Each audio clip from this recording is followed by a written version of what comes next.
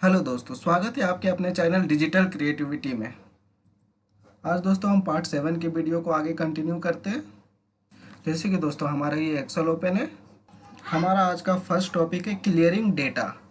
Clearing data start करने से पहले सबसे पहले हम लोग यहाँ पे एक टेक्स्ट लिख देंगे। उसके बाद जैसे ये हमारा इसमें से 3 काम हम लोग को करना है। सबसे पहला कंटेंट, जो कि हम यहाँ पे निशा एक कंटेंट लिख दिए।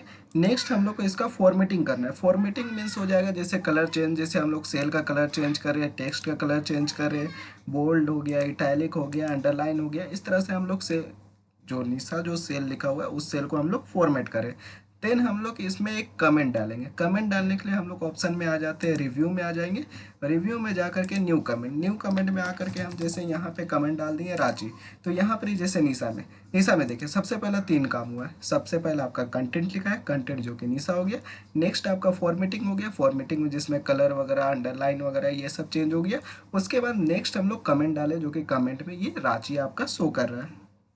अब दोस्तों हम देखते हैं क्लियरिंग डेटा। क्लियरिंग डेटा के लिए सबसे पहले हम लोग यहाँ पे होम मेन्यू में जाएंगे।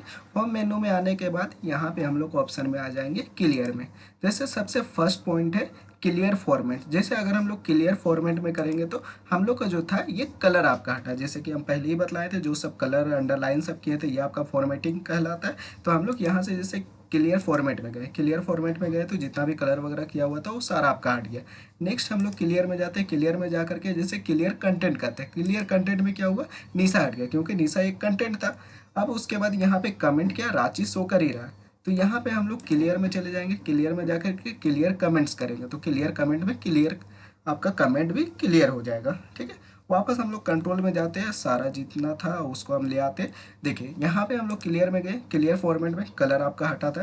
क्लियर कंटेंट में निशा जो लिखा हुआ था वो हटा था। क्लियर कमेंट में जैसे जो रांची आपका लिखा हुआ था कमेंट में वो हटा।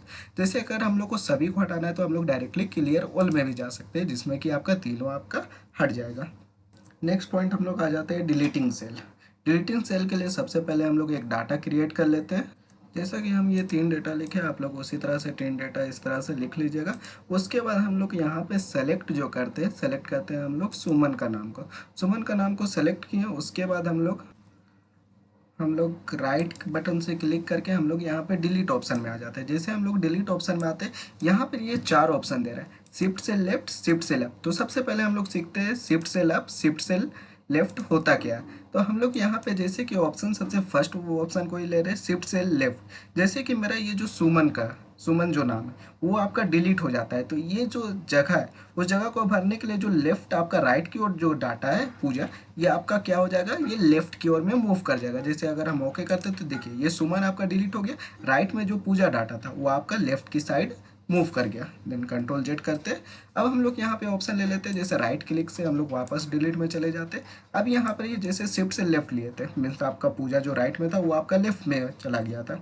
अब हम लोग ले लेते हैं यहाँ पे शिफ्ट से लेफ्ट। शिफ्ट से लेफ्ट में जैसे ओके करके यहाँ पे ओके करते हैं तो यहाँ पे सुमन डिलीट हो गया, निशा क्या हो गया, ये ऊपर चला गया। क्योंकि यहाँ पे राइट क्लिक से हम लोग वापस डिलीट में जाते हैं। हम लोग यहाँ पे क्या लिए थे, शिफ्ट से लेफ्ट। क्योंकि जैसे सुमन वो डिलीट हो गया तो जो मेरा बॉटम में जो डाटा था वो आपका शिफ्ट कर गया अप की ओर। जैसे ओके करते हैं ये आपका अप की ओर शिफ्ट कर गया डाटा। मतलब जो डाटा जो सेल आपका डिलीट होगा वो सेल आपका खाली नहीं रह जाए। वो चाहे आपका लेफ्ट की ओर डाटा मूव करेगा, चाहे वो अप की ओर मूव करेगा। वो आपको ऑप्शन सेलेक्ट करना है कि आप किधर का डाटा को आप मूव करवाना चाह रहे हैं। चलिए दोस्तों, ये डाटा को हम लोग पहले डिलीट कर देते हैं। नेक्स्ट पॉइंट आ जाते हैं फाइंडिंग डेटा। फाइंडिंग डेटा में आपका क्या होता है कि जैसे कि अगर ये मेरा पूरा डाटा है, इसमें अगर कोई क्वेश्चन दे दिया कि अगर हम लोग को यहाँ पे 230 कितने जगह पे वो खोज करके देखना है, तो हम लोग को एक एक डाटा को देखना पड़ेगा। 230 यहाँ मेरा यहाँ पे, इसमें नहीं है, इसमें नहीं है, इसमें नहीं है, ये मेरा यहाँ पे। तो इस तरह से एक एक करके खोजने में काफ़ी टाइम लगेगा। तो हम लोग यहाँ पे क्या करते हैं, हम लोग यहाँ पे होम मेन्यू में ही जाएंगे। होम मेन्यू में जाकर के फाइंड एंड सेलेक्ट जो ऑप्शन है उसमें आ जाते हैं। उसके बाद हम लोग फाइंड में चले जाएंगे। फाइंड में जा करके जैसे हम लोग 230 लिखेंगे और फाइंड ऑल में क्लिक करते हैं तो यहाँ पर क्या दिखा है, 2 सेल फाउंड। मतलब टोटल 2 सेल में आपका 230 है। 230 आपका C2 में, जैसे यहाँ पे आपका इंडिकेट भी कर रहा है और यहाँ पे आपका लिखा भी हुआ है। और एक आपका C10 में, जैसे कि अगर हम लोग इस डाटा में क्लिक करते हैं ये आपका सबसे लास्ट में। ठीक है, किसी भी डाटा को इजीली फाइंड करने के लिए हम लोग फाइंड में चले जाएंगे और वो डाटा को डालेंगे और फाइंड ऑल में करते हैं तो वो जितना भी डाटा है वो आपका फाइंड करके बतला देगा। देन इससे क्लोज करके हम लोग बाहर आ जाएंगे।